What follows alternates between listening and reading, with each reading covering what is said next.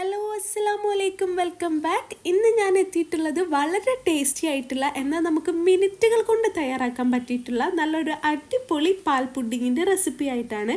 ഈ ഒരു പുഡിങ് ഒറ്റ തവണ നിങ്ങൾ ട്രൈ ചെയ്യുകയാണെങ്കിൽ പിന്നെ വീണ്ടും വീണ്ടും ട്രൈ ചെയ്ത് നോക്കും, അത്രയ്ക്ക് ടേസ്റ്റാണ് കേട്ടോ. പിന്നെ അത് മാത്രമല്ല, നമ്മുടെ വീട്ടിൽ ഗസ്റ്റ് ഒക്കെ വരികയാണെങ്കിൽ വെറും 30 മിനിറ്റ് കൊണ്ട് തന്നെ നമുക്ക് ഈ ഒരു പുഡിങ് സെറ്റാക്കി എടുക്കാം. എന്നാൽ നമുക്ക് നേരെ വീഡിയോയിലേക്ക് പോയാലോ. അതിനു മുൻപ് നമ്മുടെ ചാനൽ ആരെങ്കിലും ആദ്യമായിട്ട് കാണാണ്, നിങ്ങൾക്ക് എൻ്റെ ചാനൽ ഇഷ്ടമാവാന്നുണ്ടെങ്കിൽ ഇപ്പം തന്നെ ഒന്ന് സബ്സ്ക്രൈബ് ചെയ്തേക്കുക. സബ്സ്ക്രൈബ് ചെയ്യുമ്പോൾ ആ ബെൽ ബട്ടണും കൂടെ പ്രസ് ചെയ്യാൻ മറക്കല്ലേ. അപ്പോൾ ഈ ഒരു പുഡിംഗ് ഉണ്ടാക്കാനായിട്ട് നമ്മൾ എടുത്തിട്ടുള്ളത് ഒരു പാക്കറ്റ് പാലാണ്. ഞാനൊരു പാത്രത്തിലോട്ട് ഒഴിക്കുന്നുണ്ട്. അടുത്തതായിട്ട് 1 ടീസ്പൂൺ വാനില എസൻസും കൂടെ ചേർക്കുന്നുണ്ട്. പിന്നെ 1 കപ്പ് പഞ്ചസാര, അതുപോലെ 1/4 കപ്പ് പാൽപ്പൊടി കേട്ടോ. ഇനി ഇത് നല്ല രീതിയിലൊന്ന് മിക്സ് ചെയ്ത് കൊടുക്കുക. നമ്മുടെ പാൽപ്പൊടി മൊത്തത്തിൽ അങ്ങ് പാലിൽ അലിയണം കേട്ടോ. പിന്നെ ചെറുതായിട്ട് കുറച്ച് കട്ടകളൊക്കെ കാണും, അത് നമ്മൾ ചൂടാക്കുന്ന സമയത്ത് അങ്ങ് മെൽറ്റായി പോയിക്കോളും. പിന്നെ പാൽപ്പൊടി ഇല്ലെങ്കിൽ അത് സ്കിപ്പ് ചെയ്ത് കളയുക. പക്ഷെ പാൽപ്പൊടി ചേർക്കുമ്പോഴാണ് നമ്മുടെ ഈ പുഡിങ് കറക്റ്റ് നല്ലൊരു ടേസ്റ്റ് കിട്ടുന്നത് കേട്ടോ. അടുത്തതായിട്ട് ചൈന ഗ്രാസ് ഒന്ന് മെൽറ്റ് ചെയ്തെടുക്കണം. ഞാൻ 10 ഗ്രാം ചൈന ഗ്രാസ് ആണ് കേട്ടോ എടുത്തിട്ടുള്ളത്. ആ ഒരു പാക്കറ്റ് മുഴുവനായിട്ട് എടുത്തിട്ടുണ്ട്. ഇനി ഇതിലോട്ട് തിളച്ച വെള്ളമാണ് ഒഴിച്ചു കൊടുക്കുന്നത്. തിളച്ച വെള്ളം ഇങ്ങനെ ഒഴിക്കുന്ന സമയത്ത് നമ്മുടെ ചൈന ഗ്രാസ് പെട്ടെന്ന് തന്നെ നമുക്ക് മെൽറ്റായി കിട്ടും കേട്ടോ. ഇനി ഇത് നല്ല രീതിയിലൊന്ന് മിക്സ് ചെയ്തിട്ട് മാറ്റി വെക്കുക. ഇപ്പം നിങ്ങൾക്ക് കാണാൻ പറ്റുമല്ലോ, ഇപ്പം തന്നെ നമ്മുടെ ചൈന ഗ്രാസ് ഏകദേശം മെൽറ്റ് ആയിട്ടുണ്ട്. ഇനി നമ്മൾ പാല് കുറുക്കിയെടുക്കുന്ന ആ ഒരു ടൈം കൊണ്ട് ചൈന ഗ്രാസ് നല്ല രീതിയിൽ മെൽറ്റായി കിട്ടും കേട്ടോ.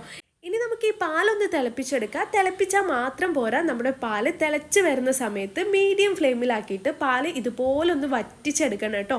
നമ്മുടെ ഈ പാലിങ്ങനെ കുറുകി വരുന്ന ടൈമിൽ നല്ലൊരു ടേസ്റ്റ് ആയിരിക്കും. ഈ പാൽപ്പൊടിയും പഞ്ചസാരയും പാലും എല്ലാം കൂടെ അങ്ങ് സെറ്റായിട്ട് നല്ലൊരു ടേസ്റ്റ് ആയിരിക്കും കേട്ടോ.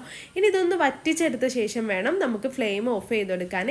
8 മിനിറ്റിന് ശേഷം പാലൊക്കെ നന്നായി കുറുകി വന്നിട്ടുണ്ട്. ഇനി ഇത് നമുക്ക് മാറ്റി വെക്കാം. അടുത്തതായിട്ട് നമ്മൾ നേരത്തെ സോക്ക് ചെയ്യാൻ വേണ്ടി വെച്ചിട്ടുണ്ടായിരുന്ന ചൈന ഗ്രാസ് ഒന്ന് മെൽറ്റ് ചെയ്തെടുക്കണം കേട്ടോ. അതിനായിട്ടൊരു പാൻ അടുപ്പിൽ വെക്കാം. നമ്മൾ നേരത്തെ സോക്ക് ചെയ്യാൻ വെച്ചിട്ടുണ്ടായിരുന്ന ചൈന ഗ്രാസ് ആ പാത്രത്തിലോട്ട് ഒഴിച്ചു കൊടുക്കുക. പിന്നെ ആ പാത്രത്തിൽ കുറച്ച് വെള്ളമാക്കിയിട്ട് അതും കൂടെ ചേർത്ത് കൊടുക്കുന്നുണ്ട് കേട്ടോ. ഇനി ഇത് നല്ല രീതിയിലൊന്ന് മിക്സ് ചെയ്ത് കൊടുക്കുക. പെട്ടെന്ന് തന്നെ നമുക്ക് മെൽറ്റായി കിട്ടും. അപ്പം നമ്മുടെ ചൈന ഗ്രാസ് ഒക്കെ നന്നായി മെൽറ്റ് ആയിട്ടുണ്ട്.